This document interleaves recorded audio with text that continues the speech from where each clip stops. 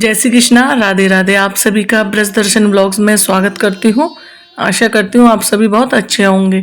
आज के इस वीडियो में हम बात करेंगे कि पाप मोचनी एकादशी 25 तारीख को है या 26 तारीख को है, और पाप मोचनी एकादशी की पूजा विधि, पारायण कब कर सकते हैं और अंत में व्रत कथा। तो ये सब जानकारी के लिए आप वीडियो में अंत तक अवश्य बने रहिए और जानकारी का लाभ उठाइएगा। मित्रों, चैत्र माह सनातन धर्म में अत्यधिक महत्वपूर्ण माना गया है, क्योंकि इस महीने में हिंदी नववर्ष की शुरुआत भी होती है। इसी महीने में नवरात्रि और रामनवमी जैसे प्रमुख व्रत और त्यौहार भी मनाए जाते हैं।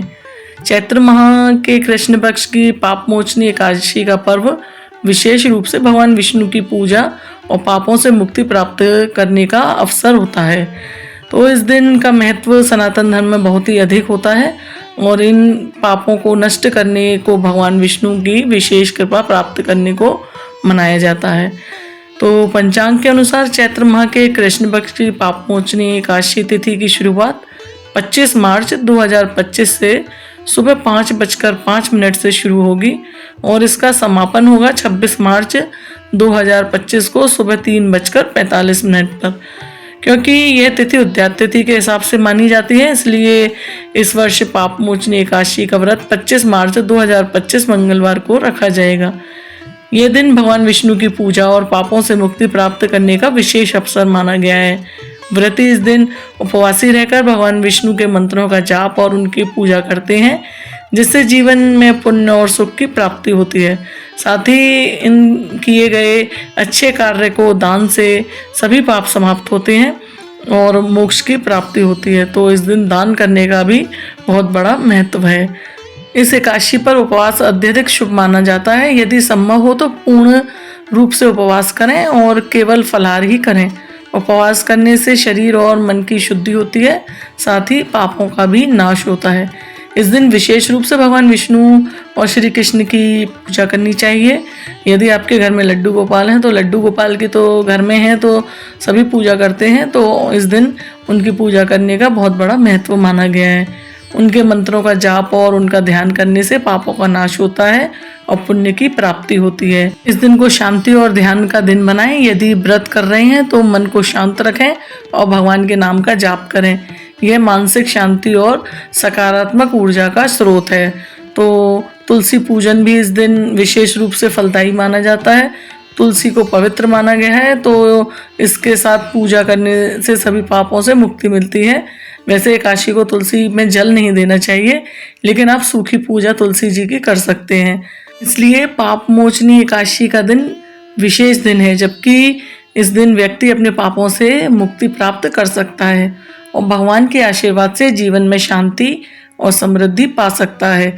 इस दिन विशेष पूजा, उपवास और ध्यान करने से न केवल पापों का नाश होता है, बल्कि जीवन में नई ऊर्जा का, सकारात्मकता का संचार होता है।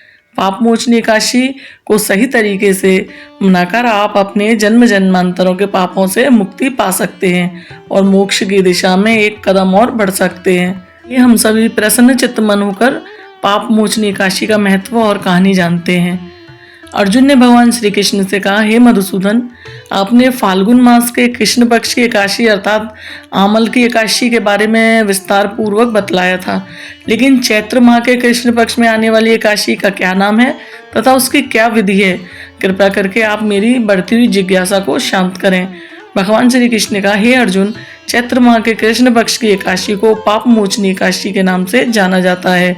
एक बार की बात है, पृथ्वीपति राजा मानधाता ने लोमश ऋषि से यही प्रश्न किया था जो तुमने मुझसे किया है। अतः जो कुछ भी ऋषि लोमश ने राजा मानधाता को बताया था वही मैं तुमसे कह रहा हूँ।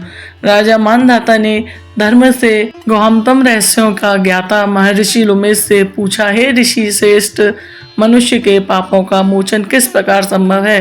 कृपया कर कोई ऐसा सरल उपाय बताएं जिससे सभी को सहज ही पापों से छुटकारा मिल जाए।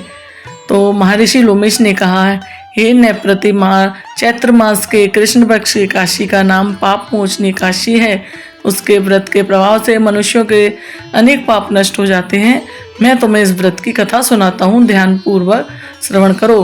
प्राचीन समय में चैत्र नामक एक वन था। उसमें अप्सराएं किन्नरों के साथ विहार किया करती थीं। वहाँ सदैव वसंत का मौसम रहता था, अर्थात उस जगह सदा नाना प्रकार के पुष्प खिले रहते थे। कभी गंधर्व कन्याएं विहार किया करती थी, कभी देवेंद्र कन्याएं विहार देवताओं के साथ क्रीड़ा किया करती थी। उसी वन में मेधावी नाम के एक ऋषि भी तपस्या में लीन रहते थे। वे शिव भक्त थे। एक दिन मज्जुघोषा नामक एक अप्सरा ने उनको मोहित कर उनकी निकटता का लाभ उठाने के लिए चेष्टा की, इसलिए वे कुछ दूरी पर बैठ वीणा बजाकर मधुर स्वर में गाने लगी। उसी समय शिव भक्त महर्षि मेधावी को कामदेव भी जीतने का प्रयास करने लगे।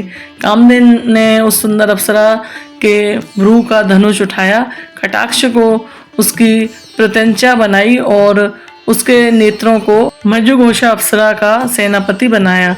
इस तरह कामदेव अपने शत्रु भक्त को जीतने को तैयार हुआ। उस समय महर्षि मेधावी भी युवावस्था में थे और काफी हुष्ट पुष्ट थे। उन्होंने यज्ञोपवीत तथा दंड धारण किया हुआ था। वे दूसरे कामदेव के समान प्रतीत हो रहे थे। उस मुनि को देखकर कामदेव के वश में हुई मज्जुघोषा ने धीरे धीरे मधुर वाणी से वीणा पर गायन शुरू किया और महर्षि मेधावी भी मज्जुघोषा के मधुर गाने पर तथा उनके सौंदर्य पर मोहित हो गए। इस पर अप्सरा मेधावी मुनि को कामदेव से पीड़ित जानकर उनसे आलिंगन करने लगी। महर्षि मेधावी उसके सौंदर्य पर मोहित होकर शिव रहस्य को भूल गए और काम के वशीभूत होकर उसके साथ रमण करने लगे। कामदेव के वशीभूत होने के कारण मुनि को उस समय यह रात का कुछ भी ज्ञान नहीं रहा कि और काफी समय तक रमण करते रहे। तदुपरांत वो अप्सरा उन मुनि से बोली, हे ऋषिवर, अब मुझे बहुत समय हो गया है, अतः स्वर्ग जाने की आज्ञा दीजिए। अप्सरा की बात सुनकर ऋषि ने कहा, हे मोहिनी, संध्या को तो आई हो, प्रातःकाल होने तक चली जाना। ऋषि के ऐसे वचनों को सुनकर अप्सरा ने उनके साथ रमण करने लगी और वो नहीं गई। इस प्रकार दोनों ने साथ साथ बहुत समय बिताया। अप्सरा ने एक दिन ऋषि से कहा, हे विप्र, आप मुझे स्वर्ग जाने की आज्ञा दीजिए। मुनि ने इस बार भी वही कहा, हे रूपसी, अभी ज्यादा समय व्यतीत नहीं हुआ है, कुछ समय और ठहरो। मुनि की बात सुनकर अप्सरा ने कहा, हे ऋषिवर, आपकी रात तो बहुत लंबी है, आप स्वयं ही सोचिए कि मुझे आपके पास आए कितना समय हो गया, अब और ज्यादा समय तक ठहरना क्या उचित है। अप्सरा की बात मुनि को समय का बोध हुआ और वह गंभीरता पूर्वक विचार करने लगे। जब उन्हें समय का ज्ञान हुआ कि उन्हें रमण करते हुए उन्हें 57 वर्ष व्यतीत हो चुके हैं, तो उस अप्सरा को वह काल का रूप समझने लगे। इतना ज्यादा समय भोग विलास के व्यर्थ चला जाने पर उन्हें बड़ा क्रोध आया। अब वह भयंकर क्रोध में जलते हुए उस तप के नाश करने वाली अप्सरा की तरफ भ्रुकुटी तान कर देखने लगे। क्रोध से उनके अधर कांपने लगे और इंद्रियां बेकाबू होने लगीं। क्रोध से थरथराते स्वर में मुनि ने उस अप्सरा से कहा, मेरे तप को नष्ट करने वाली दुष्टा, तू महापापिन और बहुत ही दुराचारिणी है, तुझ पर धिक्कार है। अब तू मेरे श्राप से पिशाचनी बच नहीं सकती। मुनि के क्रोधायुक्त श्राप से वह अप्सरा पिशाचनी बन गई। यह देख कर वह व्यतीत होकर बोली, हे ऋषिवर, अब मुझ पर क्रोध त्याग कर प्रसन्न हुई और कृपा करके बताइए कि इस पाप का निवारण किस प्रकार होगा। विद्वानों ने कहा है कि साधुओं की संगत अच्छा फल देने वाली होती है और आपके साथ तो मेरे बहुत वर्ष व्यतीत हुए हैं, अतः आप मुझ पर प्रसन्न हो जाइए प्रभु, अन्यथा लोग कहेंगे कि एक पुण्य आत्मा के साथ रहने पर एक अप्सरा को पिशाचनी बनना पड़ा।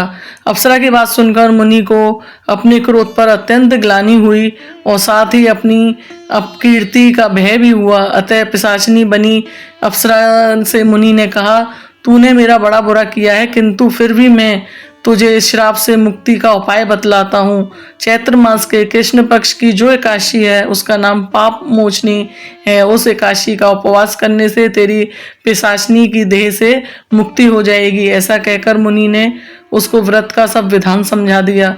फिर अपने पापों का प्रायश्चित करने के लिए वे अपने पिता च्यवन ऋषि के पास गए। ऋषि ने अपने पुत्र मेधावी को देखकर कहा, हे पुत्र, ऐसा क्या किया है तूने कि तेरे सभी तप नष्ट हो गए हैं, जिससे तुम्हारा समस्त तेज मलिन हो गया है। मेधावी मुनि ने लज्जा से अपने सर झुकाकर कहा, पिताश्री, मैंने एक अप्सरा से रमण करके बहुत बड़ा पाप किया है। इसी पाप के कारण मेरा सारा तेज और मेरे तप नष्ट हो गए हैं। कृपया करके आप इस पाप से छूटने का मुझे कोई उपाय बतलाइए। ऋषि ने कहा, हे पुत्र, तुम चैत्र माह के कृष्ण पक्ष की पाप मोचनी एकादशी का विधि विधान से तथा भक्ति पूर्वक उपवास करो। इससे तुम्हारे सभी पाप नष्ट हो जाएंगे। अपने पिता चैवन ऋषि के वचनों को सुनकर मेधावी मुनि ने पाप मोचनी एकादशी का विधि पूर्वक व्रत किया। उसके प्रभाव से उनके सभी पाप नष्ट हो गए। अप्सरा भी पाप मोचनी एकादशी का उपवास करने से पिशाचनी देह से छूट गई और पुनः अपना सुंदर रूप धारण कर स्वर्ग लोक को चली गई। लोमश मुनि ने कहा, हे राजन, इस पाप मोचनी एकादशी के प्रभाव से समस्त पाप नष्ट हो जाते हैं। इस एकादशी की कथा के श्रवण व पठन से 1000 गोदान करने का फल प्राप्त होता है। इस उपवास के करने से ब्रह्म हत्या करने वाले, स्वर्ण चुराने वाले, अगम्य गमन करने वाले आदि भयंकर पाप भी नष्ट हो जाते हैं और अंत में स्वर्ग लोक की प्राप्ति होती है। कथा यही संपन्न हुई। बोलो श्री हरि भगवान विष्णु की जय। एकादशी मैया की जय। यदि ये जानकारी आप सभी के लिए महत्वपूर्ण रही हो तो आप इसे आगे भी शेयर करें और वीडियो को ज़्यादा से ज़्यादा लाइक करें। चैनल पे नए आए हैं तो चैनल को सब्सक्राइब करना ना भूलें। जय श्री कृष्णा। राधे राधे।